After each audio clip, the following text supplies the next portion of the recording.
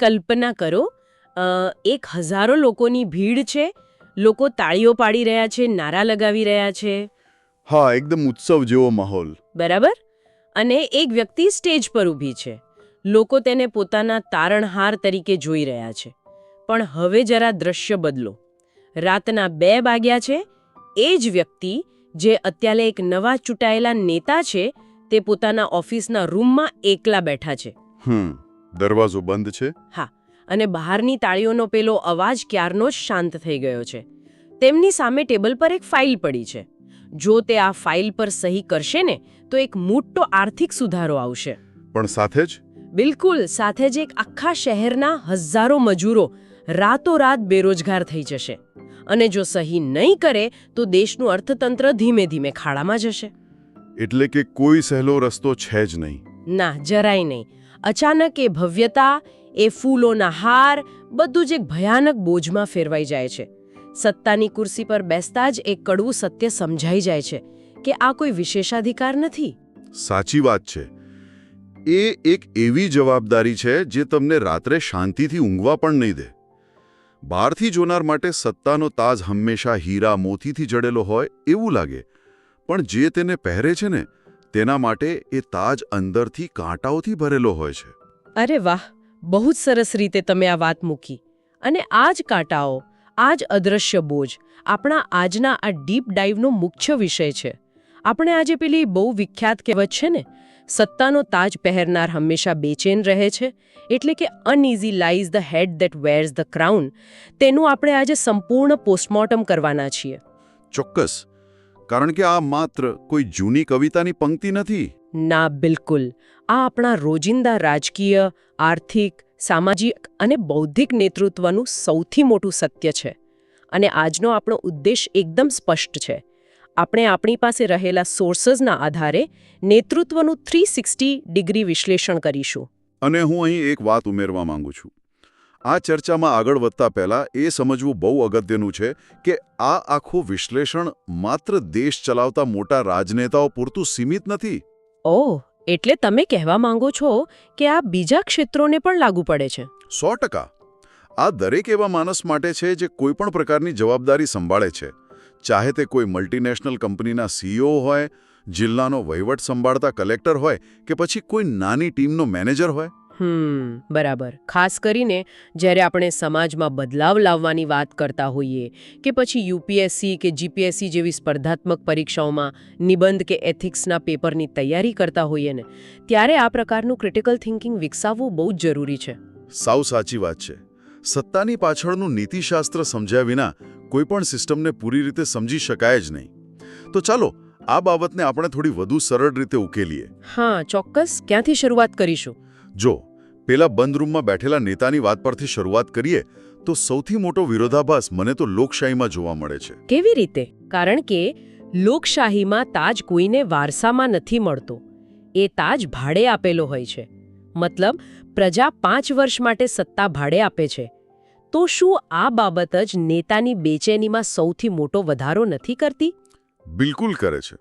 મને તો એવું લાગે છે કે તેમને સતત એ ડર રહેતો હશે કે જે લોકોએ આજે તેમને ખુરશી પર બેસાડ્યા છે, તે જ લોકો કાલે તેમને નીચે પણ ખેંચી શકે છે. હા, લોકશાહીમાં નેતૃત્વ અને જવાબદારી સતત ઘર્ષણમાં રહે છે.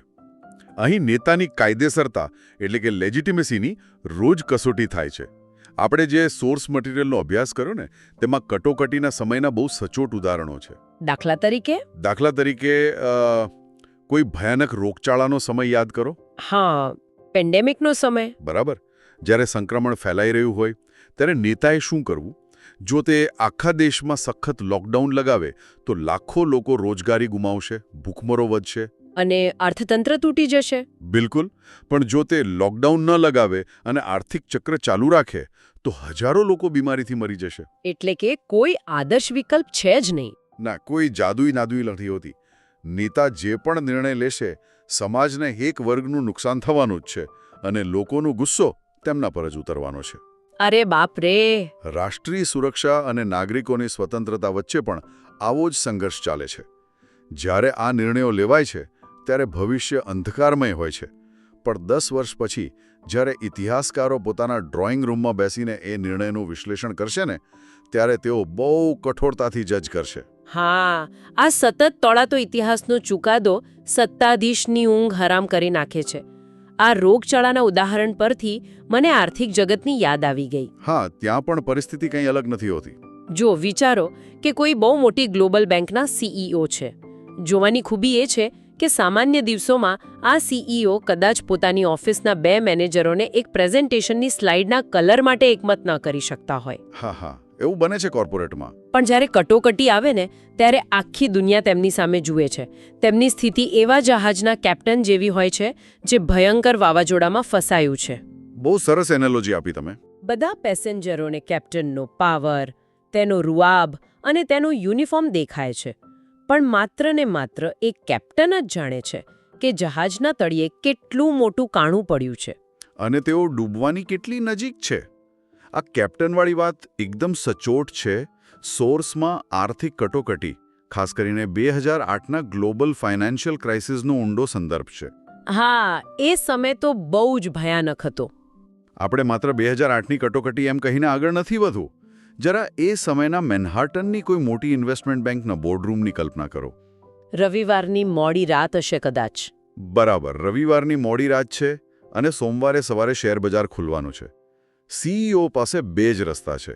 કાં તો બેંકને નાદાર જાહેર કરવી, જેનાથી આખી દુનિયાના શેરબજારો તૂટી પડશે. હા, અને લાખો સામાન્ય લોકોની પેન્શનની બચત સ્વાહા થઈ જશે. અથવા તો બીજો રસ્તો એ છે કે સરકાર પાસે બેલઆઉટ પેકેજ લેવું, જેનો સીધો અર્થ એ છે કે બેન્કરોની ભૂલોની સજા દેશના સામાન્ય કરદાતાઓ ભોગવશે. ઓહ, એટલે કોર્પોરેટ જગતમાં નફો કમાવાની લાય અને સમાજ કલ્યાણ વચ્ચેનો આ સીધો જંગ છે. એકદમ સાચું. આવા સમયે સીઈઓએ માત્ર બેલેન્સ શીટ નથી જોવાની હોતી, પણ પોતાનો નૈતિક અરીસો પણ જોવાનો હોય છે. અને આ નૈતિક અરીસામાં જોવું એ દુનિયાનું સૌથી અઘરું કામ છે. અહીં એક બહુ જ રસપ્રદ બાબત સામે આવે છે. આપણે અત્યાર સુધી આ બહારના દબાણની વાત કરી. લોકો શું કહેશે, ઇતિહાસ શું કહેશે, માર્કેટ શું કહેશે, પણ એ નેતાના પોતાના મગજની અંદર શું ચાલતું હોય છે? એ સૌથી મોટો પ્રશ્ન છે. રિસર્ચમાં એક શબ્દ પર બહુ ભાર મૂકવામાં આવ્યો છે, ડિસિઝન ફટીગ. આપણે સામાન્ય લોકો ક્યારે નેટફ્લિક્સ પર કયો શો જોવો એ નક્કી કરવામાં 15 મિનિટ કાઢી નાખીએ છીએ અને થાકી જઈએ છીએ. હા, એ તો રોજનું છે.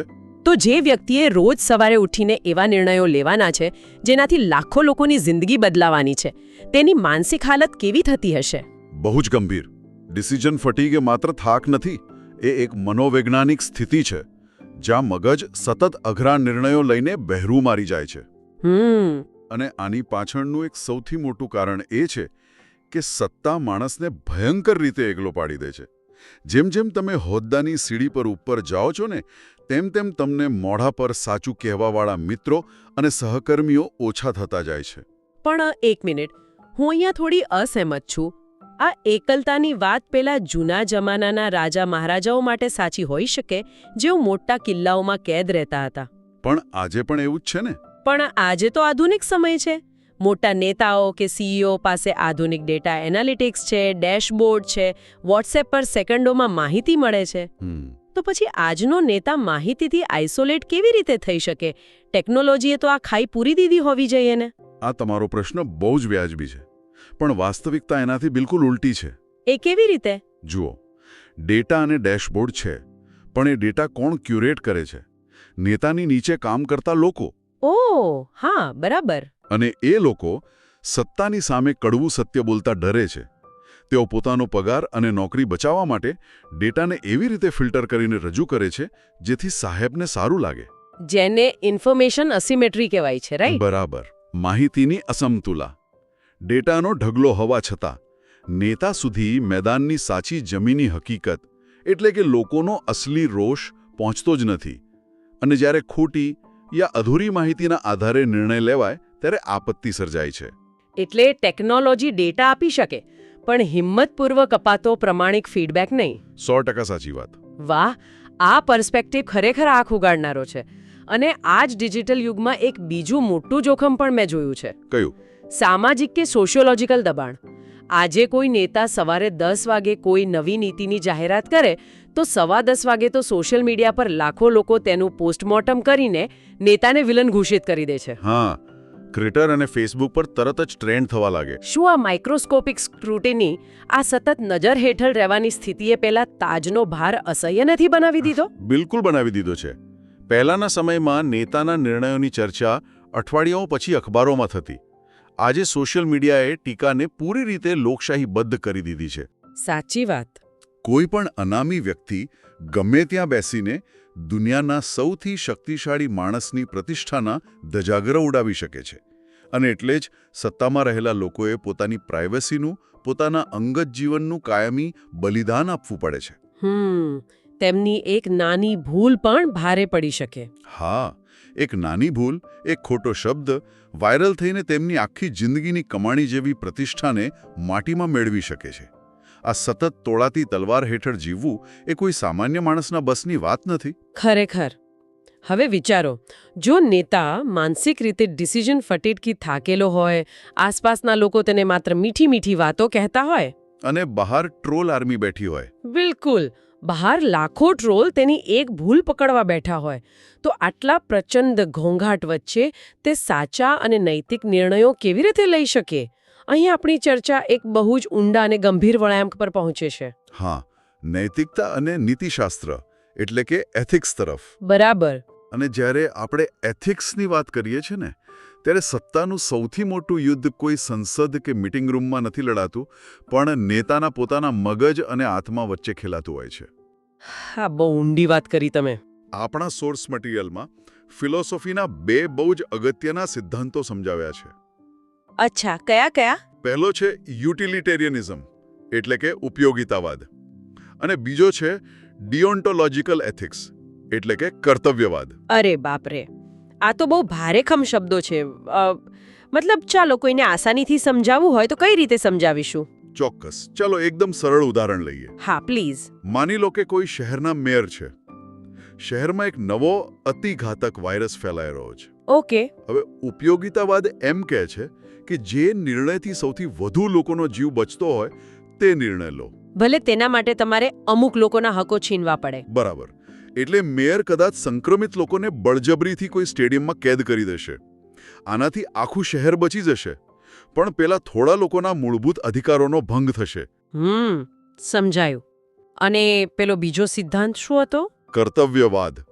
એ એવું માને છે કે પરિણામ ગમે તે હોય, સિદ્ધાંતો અને કાયદા ક્યારેય ન તૂટવા જોઈએ. એટલે કે માણસની સ્વતંત્રતા છીનવી ન શકાય. બિલકુલ. ભલે પછી વાયરસ વધુ ફેલાય. હવે વિચારો, પેલો મેયર રાત્રે ઊંઘી શકશે? ના, બંને રસ્તા ખતરનાક છે. તે કયો રસ્તો પસંદ કરશે? આ માત્ર પુસ્તકીય જ્ઞાન નથી હોતું, આ વાસ્તવિક નીતિઓ છે જે જમીન પર લાગુ પડે છે. આ ઉદાહરણથી આખી વાત એકદમ સ્પષ્ટ થઈ ગઈ. અને જ્યારે આપણે નીતિઓ, અમલીકરણ અને નૈતિક મૂંઝવણની વાત કરીએ છીએ ને, ત્યારે મને તરત જ સનદી અધિકારીઓ એટલે કે સિવિલ સર્વન્ટ્સ અને બ્યુરોક્રેસીની યાદ આવે છે. હા, કારણ કે યુપીએસસી કે જીપીએસસીની તૈયારી કરતા વિદ્યાર્થીઓ આજ તો ભણે છે. બરાબર ને? રાજકીય નેતાઓ તો 5 વર્ષે બદલાઈ જાય, પણ દેશ ચલાવવાનું ખરું એન્જિન તો આ અધિકારીઓ જ છે. સાચી વાત. મને તો એવું લાગે છે કે આ અધિકારીઓ રાજકીય દબાણ અને નૈતિક શાસન વચ્ચે સેન્ડવિચની જેમ કચડાઈ જાય છે, કારણ કે તેમની પાસે સત્તા છે પણ તે દેખાતી નથી. આ તમારું બહુ જ સુંદર નિરીક્ષણ છે. વહીવટી તંત્રનો તાજ અદૃશ્ય હોય છે, તેના પર કોઈ ઝગમગાટ નથી હોતો. પણ તેનું વજન કોઈ મંત્રીના તાજ કરતાં જરાય ઓછું નથી હોતું. ના, જરાય નહીં. એક કલેક્ટર કે સચિવની સ્થિતિ વિચારો.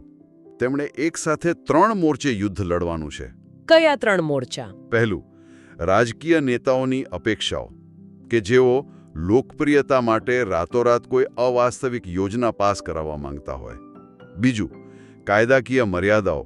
અને ત્રીજું, જનતાનું ખરું હિત. હા, ઘણીવાર તો એવું બનતું હશે કે કોઈ મોટો બ્રિજ બનાવવાનો કોન્ટ્રાક્ટ પાસ કરાવવાનો હોય, ઉપરથી રાજકીય દબાણ હોય કે કોઈ ચોક્કસ બિલ્ડરને જ કોન્ટ્રાક્ટ આપવો. હા, અને અધિકારીને ખબર હોય કે આ બિલ્ડરનું કામ હલકી કક્ષાનું છે. બરાબર. અને ભવિષ્યમાં બ્રિજ તૂટી શકે છે, તો એ શું કરશે? બરાબર.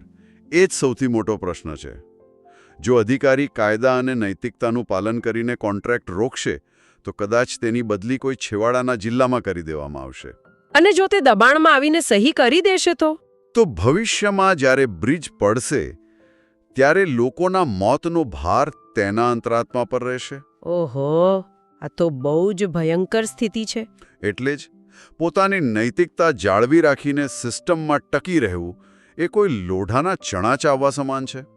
આ જ બાબત ઐતિહાસિક અને સામાજિક સુધારકોને પણ લાગુ પડે છે. ઇતિહાસમાં જે પણ મહાન વિઝનરી નેતાઓ થઈ ગયા તેમને લીધેલા નિર્ણયોની કિંમત તેમણે પોતાના લોહીથી ચૂકવી છે. એક અત્યંત સફળ વિઝનરી નેતા અને એક સાવ બેદરકાર નેતા વચ્ચેની ભેદરેખા વાળ જેટલી પાતળી હોય છે. કારણ કે જ્યારે નિર્ણય લેવાય છે ત્યારે પરિણામ કોઈને ખબર નથી હોતી. બિલકુલ. માત્ર સમય અને ઇતિહાસ જ તેમને સાચા કે ખોટા સાબિત કરી શકે છે. આ બધી વાતો સાંભળીને હવે મને એ વિચાર આવે છે કે જો આ બધું આટલું જ ભયાનક છે, આટલું બધું દબાણ છે, માનસિક થાક છે, તો પછી શું આપણે ખરેખર ઈચ્છીએ છીએ કે આપણા નેતાઓ હંમેશા આવી ચિંતા અને બેચેનીમાં જ જીવતા રહે? આ બહુ સારો સવાલ છે. મને એમ થાય કે શું વધારે પડતું વિચારવાથી અને સતત ડરતા રહેવાથી નેતા નબળો નહીં પડી જાય? જો તે સતત બેચેન જ રહેશે તો સમયસર કોઈ કડક નિર્ણય કેવી રીતે લઈ શકશે? શું આ બેચેની નેતૃત્વની એક મોટી ખામી નથી? આ બહુ જ ક્લાસિક પ્રશ્ન છે અને આનો જવાબ ક્રિટિકલ એનાલિસિસથી જ મળે. રિસર્ચ અને મનોવિજ્ઞાન બહુ સ્પષ્ટ કહે છે કે આ બેચેની એ નેતૃત્વની ખામી નથી, પણ તેનું સૌથી જરૂરી લક્ષણ એટલે કે ફીચર છે. અચ્છા, ફીચર છે? હા.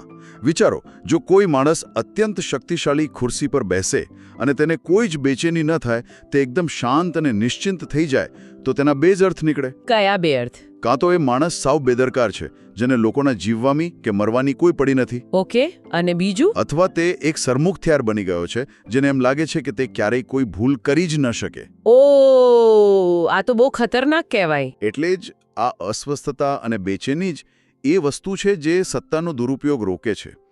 તે નેતાના અહંકારને કાબૂમાં રાખે છે, તેને જમીન સાથે જોડી રાખે છે અને કોઈ પણ મોટું પગલું ભરતા પહેલા તેને 100 વખત વિચારવા મજબૂર કરે છે. એટલે ટૂંકમાં કહીએ તો બેચેની એ લોકશાહી અને નૈતિક નેતૃત્વનો સેફટી વાલ્વ છે. એકદમ સાચું પકડ્યું તમે. પણ સેફટી વાલ્વ પર પણ જો ક્ષમતા કરતાં વધારે પ્રેશર આવે તો મશીન ફાટી જાય? હા, એ પણ છે. માણસનું મગજ પણ આખરે તો થાકે જ ને. એકદમ સાચું. આપણે જોયું કે વધુ પડતી બેચેની ડિસિઝન ફટીગ અને બર્નઆઉટ તરફ દોરી જાય છે. નેતા જોખમ લેતા ડરવા લાગે છે. તો પછી આનો ઉકેલ શું? આધુનિક મેનેજમેન્ટમાં આનો એક ઉકેલ અપનાવવામાં આવે છે: ડિસ્ટ્રીબ્યુટેડ લીડરશિપ. એટલે કે સત્તા અને નેતૃત્વની વહેંચણી. બરાબર. જ્યારે કોઈ એક જ વ્યક્તિના ખભા પર આખી દુનિયાનો ભાર હોય ત્યારે તેનું તૂટી પડવું નિશ્ચિત છે. પણ જ્યારે નિર્ણયો કોઈ એક વ્યક્તિના મનસ્વી વિચારોથી નહીં, પરંતુ મજબૂત સંસ્થાઓ, પારદર્શક સિસ્ટમ અને સામૂહિક નિષ્ણાતોની સમિતિ દ્વારા લેવાય છે ને, ત્યારે નૈતિક બોજ વહેંચાઈ જાય છે. આ એક બહુ જ આશાવાદી અને પ્રેક્ટિકલ ઉકેલ છે. હા. તો આપણે આજના આ શાનદાર અને ડીપ ડાઇવના અંત તરફ આવી ગયા છે.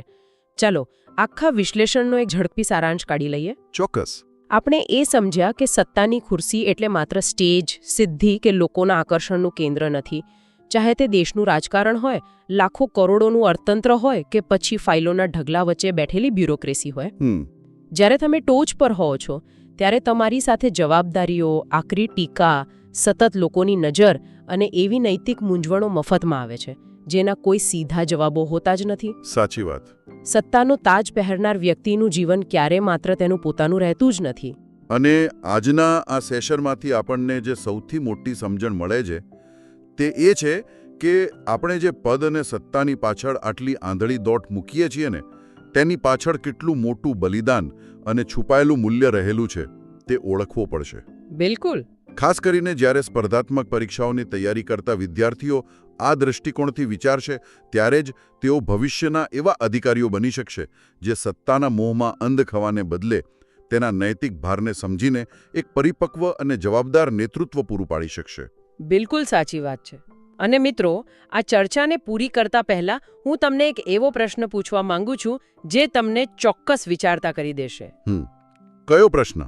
આપણે શરૂઆતમાં પહેલા બંધ રૂમમાં બેઠેલા નેતાની વાત કરી હતી, જેને સમજાઈ ગયું હતું કે સત્તા એ મોજ શોખ નહીં પણ અસહ્ય બોજ છે. હા, પેલું 2 વાગ્યાવાળો સીન. બરાબર. તો હવે એ વિચારો, જો સત્તાનો તાજ ખરેખર આટલી બધી બેચેની, માનસિક થાક, એકલતા, અંગત જીવનનું બલિદાન અને રાત દિવસનો નૈતિક સંઘર્ષ લાવતો હોય, તો જે લોકો માત્ર ને માત્ર સત્તા મેળવવા માટે સૌથી વધુ વલખા મારે છે, હા, જેઓ ખુરશી માટે કોઈ પણ હદે જવા, કોઈ પણ સમાધાન કરવા તૈયાર થઈ જાય છે, શું તેઓ ખરેખર એ તાજનો નૈતિક ભાર ઉઠાવવા માટે સૌથી વધુ અયોગ્ય નથી હોતા? જરા શાંતિથી વિચારજો. ઓહો, આ ખરેખર એક એવો પ્રશ્ન છે જે આપણા આખા રાજકીય અને સામાજિક માળખાને પડકારે છે. અને હા, જો તમને આવા જ ઊંડાણપૂર્વકના વિશ્લેષણ, વિવેચનાત્મક વિચારધારા અને યુપીએસસી કે જીપીએસસીના નિબંધ અને એથિક્સ માટેના આવા જ શાનદાર વિષયો ગમતા હોય તો વધુ વિશ્લેષણ માટે જોડાયેલા રહો. હા, અને ગૌરવ ફોર ઇન્ડિયા યુટ્યુબ ચેનલને સબસ્ક્રાઇબ કરવાનું ભૂલતા નહીં. બિલકુલ. આજના અભ્યાસને આપણે અહીં વિરામ આપીએ છીએ. સત્તાના તાજનું વજન તો કદાચ ઓછું નહીં થાય, પણ તેને સમજવાની આપણી ક્ષમતા આજે ચોક્કસ વધી ગઈ છે. આવજો. આવજો.